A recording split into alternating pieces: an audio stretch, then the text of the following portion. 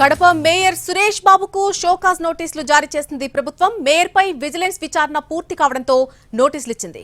Mayor పదవి నుంచి ఎందుకు తొలగించకూడదో 15 రోజుల్లోగా సమాధానం చెప్పాలని ఆదేశించింది. కడపలో కుటుంబ సభ్యుల పేర్లతో కాంట్రాక్టులు చేసినట్టుగా మేయర్ పై అభియోగాలున్నాయి. షోకాజ్ నోటీసులపై మేయర్ సమాధానం చెప్పాలని డిమాండ్ చేస్తున్నారు కడప జిల్లా టీడీపీ నేతలు.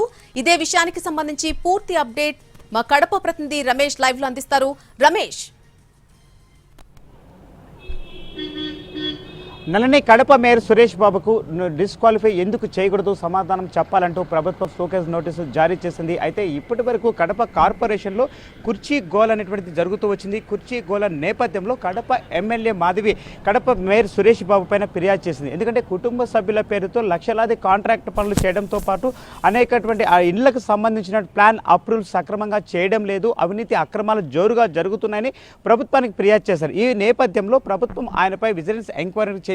ఈ ఎంక్వైరీ విజిలెన్స్ ఎంక్వైరీ అనంతరం కడప మేయర్ తన కుటుంబ సభ్యులైనటువంటి వర్ధిని సంస్థ పేరుతో ఆయన భార్య, అదేవిధంగా ఆయన కుమారుడు పేరు ఉన్నటువంటి ఈ సంస్థ పేరు మీద దాదాపు 50 లక్షల రూపాయల కాంట్రాక్ట్ పనులు చేసినట్టు ప్రాథమికంగా అటు విజిలెన్స్ అధికారులు కావచ్చు, ఇటు మున్సిపల్ అధికారులు కావచ్చు, సో వీరందరూ కూడా వాటిని గుర్తించారు. గుర్తించినటువంటి ఈ నివేదికను ప్రభుత్వానికి పంపించారు. ఎందుకంటే మున్సిపల్ యాక్ట్ 1955 ప్రకారం ఒక ప్రజాప్రతినిధిగా ఉన్నటువంటి వ్యక్తి ఏ విధంగా తన కుటుంబ సభ్యులకు కాంట్రాక్ట్ పనులు ఇస్తారు, నిధుల దుర్వినియోగం మీరు ఎందుకు పాల్పడ్డారు, సో ఈ నేపథ్యంలో మీ పైన ఎందుకు డిస్క్వాలిఫై మేము చర్యలు తీసుకోకూడదు సమాధానం చెప్పాలంటూ 15 రోజుల్లోనే సమాధానాలు ఇవ్వాలంటూ కూడా ప్రభుత్వం ఆయనకు ఈ రోజు షోకాజ్ నోటీసులు జారీ చేసింది.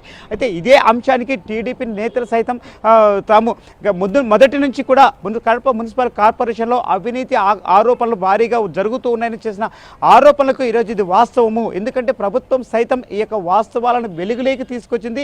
సో కాబట్టి మేయర్ సురేష్ బాబు కూడా తక్షణమే ఈ యొక్క నోటీస్కు సమాధానం చెప్పాలని అని కూడా టీడీపీ జిల్లా అధ్యక్షుడు వాసుతో పాటు అదేవిధంగా ఎమ్మెల్యే మాధవి కూడా డిమాండ్ చేస్తూ వస్తున్నారు. సో గత కొంతకాలంగా మేయర్ మున్సిపల్ కార్పొరేషన్ సమావేశంలో మేయర్ ఇప్పుడు కూడా తన ప్రక్కనే కూర్చున్నటువంటి ఎమ్మెల్యేకి సీటు వేయకపోవడమే ఈ వివాదాలన్నిటికీ కూడా ప్రధాన కారణంగా చెప్పవచ్చు. అంటే గతంలో తీసుకున్నట్టయితే గత 15 సంవత్సరాలుగా మున్సిపల్ కార్పొరేషన్ సర్వసభ సమావేశం వేదిక పైన ఎక్సెప్షియో సభ్యులుగా ఉన్నటువంటి ఎమ్మెల్యేలకు సైతం సీట్లు వేస్తూ వచ్చారు. కాకపోతే కూటమి ప్రభుత్వం అధికారంలోకి వచ్చిన తర్వాత ఎమ్మెల్యే తన ఇంట్లో చెత్త వేయించారని చెప్పి మేయర్ ఆరోపణలు చేస్తున్నాడు. అందుకోసమే తాను మనస్తాపం చెంది మేయర్కు వేదిక పైన కుర్చీ వేయకుండా అందరూ సభ్యులతో పాటు ఆమె కూడా ఎక్సెప్షియో సభ్యురాలు కాబట్టి ఆమెను కూడా కింద కూర్చోవాలని ఆయన ఆదేశాలు జారీ చేస్తూ కుర్చీ వేశారు. సో దీనిపైన గత 3 సమావేశాలు కూడా గందరగోళంగా జరిగిన పరిస్థితి మనం చూడొచ్చు.